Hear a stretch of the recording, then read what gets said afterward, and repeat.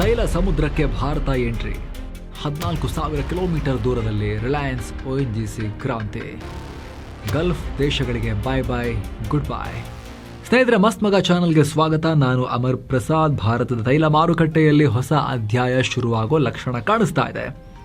ಇಷ್ಟು ದಿನ ತೈಲ ಅಂದರೆ ಗಲ್ಫ್, ತೈಲ ಅಂದರೆ ರಷ್ಯಾ ಅಂತ ಭಾರತ ಎರಡು ಕಡೆ ಮಾತ್ರ ಮುಖ್ಯವಾಗಿ ನೋಡ್ತಾ ಇತ್ತು. ಆದ್ರೀಗ ಜಗತ್ತಿನ ಅತಿ ದೊಡ್ಡ ತೈಲ ನಿಕ್ಷೇಪಕ್ಕೆ ಭಾರತ ನುಗ್ತಾ ಇದೆ. ವೆನೆಜುವೆಲಾಗೆ ನುಗ್ತಾ ಇದೆ.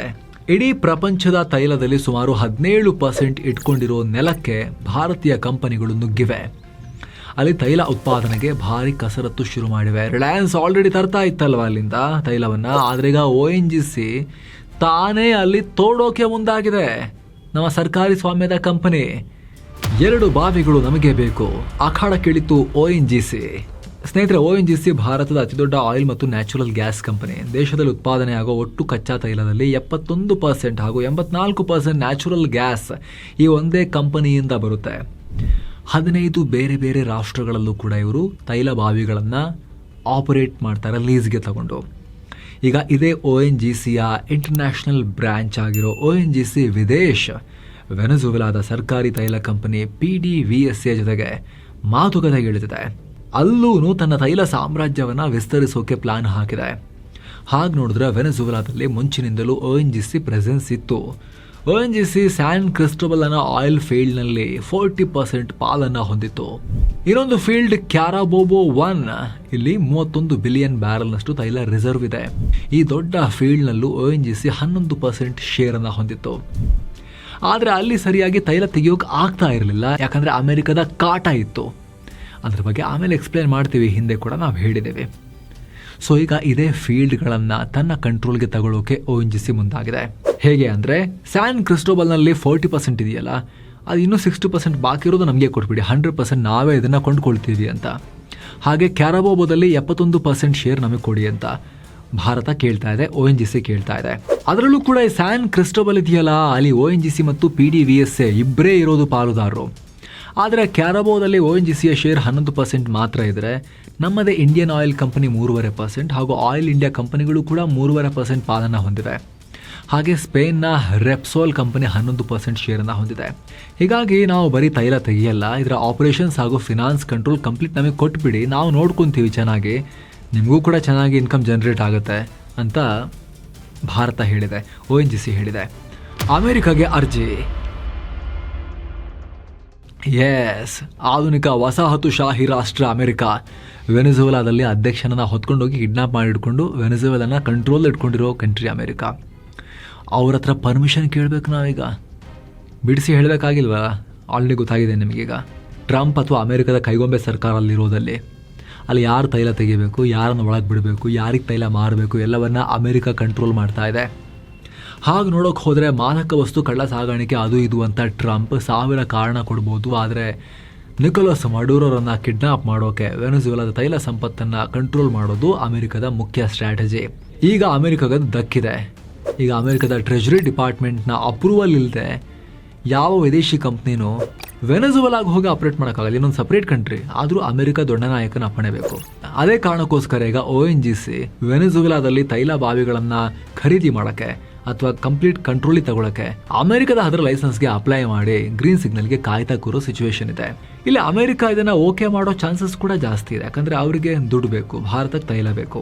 ಹೀಗಾಗಿ ಭಾರತದ ಈ ಹೆಜ್ಜೆ ತೈಲ ಮಾರುಕಟ್ಟೆಯಲ್ಲಿ ದೊಡ್ಡ ಸಂಚಲನಕ್ಕೆ ಕಾರಣ ಆಗಿದೆ. ಏನೋ ಸ್ನೇಹಿತರೆ, ಮುಂದುವರಿಯುವ ಮುನ್ನ ನಿಮ್ಮಲ್ಲಿ ಒಂದು ಸಣ್ಣ ರಿಕ್ವೆಸ್ಟ್. ವಿಡಿಯೋ ಕೆಳಗಡೆ ಜಾಯಿನ್ ಅಂತ ಬಟನ್ ಇದೆ, ಆಸಕ್ತ ವೀಕ್ಷಕರು ಕ್ಲಿಕ್ ಮಾಡೋ ಮೂಲಕ ನಮ್ಮ ಚಾನಲ್ಗೆ ಮೆಂಬರ್ಸ್ ಆಗಿ ಜಾಯಿನ್ ಆಗಬಹುದು. ಆಗ ಎಲ್ಲ ಮೆಂಬರ್ ಓನ್ಲಿ ವಿಡಿಯೋಸ್ ಅನ್ನ ನೀವು ಕೂಡ ನೋಡೋಕೆ ಶುರು ಮಾಡಬಹುದು. ಜಾಯಿನ್ ಬಟನ್ ವಿಡಿಯೋ ಕೆಳಗಡೆ ಅದನ್ನು ಕ್ಲಿಕ್ ಮಾಡೋ ಮೂಲಕ ನೀವು ಡೀಟೇಲ್ಸ್ ಚೆಕ್ ಮಾಡಿ ಆಸಕ್ತರು. ಬನ್ನಿ ಕಂಟಿನ್ಯೂ ಮಾಡೋಣ.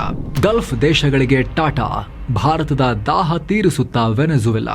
ಗಲ್ಫ್ ರಾಷ್ಟ್ರಗಳಿಗೆ ಟಾಟಾ ಅಂದ್ರೆ ಕಂಪ್ಲೀಟ್ ಆಗಿ ಗುಡ್ ಬೈ ಹೇಳ್ಕೊಂಡು ಅಲ್ಲಿಂದ ತಗೊಳ್ಳಲ್ಲ ಅಂತ ಹೇಳಕ್ಕಾಗಲ್ಲ. ಡಿಪೆಂಡೆನ್ಸಿ ಚೂರು ಕಮ್ಮಿ ಆಗುತ್ತೆ ಅಷ್ಟೇ. ಬರೀ ಫುಲ್ ಟಾಟಾ ಅಂತ ಹೇಳಿದ್ರೆ ಎಕ್ಸಾಜರೇಷನ್ ಆಗ್ಬಿಡುತ್ತೆ. ಗಲ್ಫ್ ರಾಷ್ಟ್ರಗಳನ್ನ ಪೂರ್ತಿ ಬಿಟ್ಬಿಟ್ಟು ನಾವು ತೈಲ ವ್ಯವಹಾರ ಮಾಡೋಕ್ಕಾಗಲ್ಲ. ಎಲ್ಲಿ ತನಕ ತೈಲ ನಮಗೆ ಬೇಕಾಗುತ್ತೋ ಅಲ್ಲಿ ತನಕ ಗಲ್ಫ್ ಇಂದಲೂ ಕೂಡ ನಾವು ತಗೊಳ್ತಾ ಇರ್ತೀವಿ. ಡಿಪೆಂಡೆನ್ಸಿ ಕಮ್ಮಿ ಆಗುತ್ತೆ, ಇನ್ನೊಂದು ಆಪ್ಷನ್ ಓಪನ್ ಆಗುತ್ತೆ ಅಷ್ಟೇ ಸ್ನೇಹಿತರೆ. ನೀವು ಕೇಳಬಹುದು, ವೆನೆಜುವೆಲಾ ಭಾರತಕ್ಕೆ ಎಷ್ಟು ತೈಲ ಕೊಡಕ್ ಸಾಧ್ಯ ಅಂತ. ನಾವು ದಿನಕ್ಕೆ ನೋಡಿ ಸ್ನೇಹಿತರೆ 50 ಲಕ್ಷ ಬ್ಯಾರಲ್ ತೈಲವನ್ನು ತರಿಸ್ಕೊಳ್ತೀವಿ ಅಂತ ನಿಮ್ಗೆಲ್ಲ ಆಲ್ರೆಡಿ ಗೊತ್ತಿದೆ, ಸುಮಾರು ಸಲ ಹೇಳಿದ್ದೇವೆ. ವೆನೆಜುವೆಲಾ ವೆನೆಜುವೆಲಾ ಹತ್ರ ಪ್ರಪಂಚದಲ್ಲಿ ಅತಿ ದೊಡ್ಡ ತೈಲ ರಿಸರ್ವ್ ಇದೆ. ಪ್ರಪಂಚದ ಒಟ್ಟು ರಿಸರ್ವ್ ಅಲ್ಲಿ ವೆನೆಜುವೆಲಾ 17% ಪಾಲನ್ನ ಹೊಂದಿದೆ. UAE, ಕತರ್, ಇರಾಕ್ 3 ರಾಷ್ಟ್ರಗಳನ್ನ ಒಟ್ಟುಗೂಡಿಸಿದ್ರೆ ವೆನೆಜುವೆಲಾ ಬಳಿ ಇರೋ ರಿಸರ್ವ್ಗೆ ಮ್ಯಾಚ್ ಮಾಡಕ್ಕಾಗಲ್ಲ. ಜೊತೆಗೆ ಗಮನಿಸಲೇಬೇಕಾದ ಇನ್ನೊಂದು ವಿಚಾರ ಅಂದ್ರೆ, ಒಂದು ಕಾಲದಲ್ಲಿ ಭಾರತ ಕೂಡ ಅಲ್ಲಿಂದ ಹೆವಿಯಾಗಿ ತರಿಸ್ತಾ ಇತ್ತು, ಇಂಪೋರ್ಟ್ ಮಾಡ್ಕೊಳ್ತಾ ಇತ್ತು. ಏನು ಹೊಸ ವ್ಯಾಪಾರ ಅಲ್ಲ. 2020ಕ್ಕಿಂತ ಮೊದಲು ಭಾರತ ದಿನಕ್ಕೆ 4 ಲಕ್ಷ ಬ್ಯಾರಲ್ ವೆನೆಜುವೆಲಾದಿಂದ ತರಿಸ್ತಾ ಇತ್ತು. ಆದ್ರೆ ನಿಕೋಲಸ್ ಮಡುರೋ ನನ್ನ ಮಾತು ಕೇಳ್ತಾ ಇಲ್ಲ ಅಂತ ಅಮೆರಿಕ ವೆನೆಜುವೆಲಾ ಮೇಲೆ ನಿರ್ಬಂಧಗಳನ್ನ ಹೇರ್ತು, ಬ್ಲಾಕೇಡ್ ಎಲ್ಲ ಹಾಕ್ತು, ತೈಲ ಕಂಪನಿಗಳನ್ನ ಸ್ಯಾಂಕ್ಷನ್ಸ್ ಲಿಸ್ಟ್ ಗೆ ಸೇರಿಸ್ತು. ಸೊ ಡಾಲರ್ ಪ್ರಾಬ್ಲಮ್ ಅಂತ ಹೇಳಿ ಭಾರತ ಸೇರಿದಂತೆ ಯಾವ ರಾಷ್ಟ್ರನೂ ಅಲ್ಲಿ ಹೋಗಿ ಬಿಸ್ನೆಸ್ ಮಾಡೋಕೆ ಧೈರ್ಯ ಮಾಡ್ತಾ ಇರಲಿಲ್ಲ. ಆದ್ರೆ ವೆನೆಜುವೆಲಾ ಚೈನಾಗೆ ಕಳ್ಳ ಮಾರ್ಗದಲ್ಲಿ ಶಾಡೋ ಫ್ಲೀಟ್ ಮೂಲಕ ತೈಲ ಸರಬರಾಜು ಮಾಡಿತು. ಆದ್ರೀಗ ಅಲ್ಲಿ ಅಮೆರಿಕ ಬಂದು ಕೂತಿರೋದ್ರಿಂದ ಚೀನಾಗೆ ನುಗ್ಗೋಕ್ ಆಗ್ತಾ ಇಲ್ಲ. ಸೊ ಅಷ್ಟು ತೈಲವನ್ನ ತೆಗೆದು ಅಮೆರಿಕ ಯಾರಿಗೆ ಮಾರಬೇಕು? ಭಾರತಕ್ಕೆ ಮಾರಬೇಕಾಗತ್ತೆ. ಹೀಗಾಗಿ ಈ ಡೀಲ್ ಮಹತ್ವ ಪಡ್ಕೊಳ್ತಾ ಇದೆ. ONGC ವಿದೇಶನ MD ರಾಜಶ್ರೀ ಗುಪ್ತಾ ಅವರೇ ಹೇಳಿರೋ ಪ್ರಕಾರ, ಒಮ್ಮೆ ಈ ಫೀಲ್ಡ್ಗಳು ನಮ್ಮ ಕಂಟ್ರೋಲ್ಗೆ ಸಿಕ್ಕರೆ ದೊಡ್ಡ ಮ್ಯಾಜಿಕ್ ಆಗುತ್ತೆ. ಸದ್ಯಕ್ಕೆ ಅಲ್ಲಿ ದಿನಕ್ಕೆ ಕೇವಲ 12ರಿಂದ 15 ಸಾವಿರ ಬ್ಯಾರಲ್ ಆಯಿಲ್ ಮಾತ್ರ ಉತ್ಪಾದನೆ ಆಗ್ತಿದೆ. ಆದರೆ ನಮ್ಮ ಕಂಟ್ರೋಲ್ಗೆ ಸಿಕ್ಕ ಒಂದೇ ವರ್ಷದಲ್ಲಿ ಅದನ್ನು 30 ಸಾವಿರ ಬ್ಯಾರಲ್ ಪ್ರತಿ ದಿನಕ್ಕೆ ಏರಿಸುವುದು ONGCನ ಫಸ್ಟ್ ಟಾರ್ಗೆಟ್. ನಂತರ ಈ ಉತ್ಪಾದನೆಯನ್ನು ದಿನಕ್ಕೆ 45ರಿಂದ 50 ಸಾವಿರ ಬ್ಯಾರಲ್ಗೆ ಏರಿಸೋ ಪ್ಲಾನ್ ಕೂಡ ಇದೆ.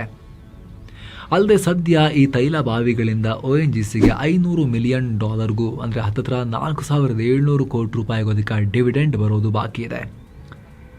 ಅದನ್ನು ಕೂಡ ಈ ಮೂಲಕ ಹೇಗಾದರೂ ರಿಕವರಿ ಮಾಡಿಕೊಳ್ಳಲೇಬೇಕು ಅನ್ನೋದು ONGCಯ ಪ್ಲಾನ್.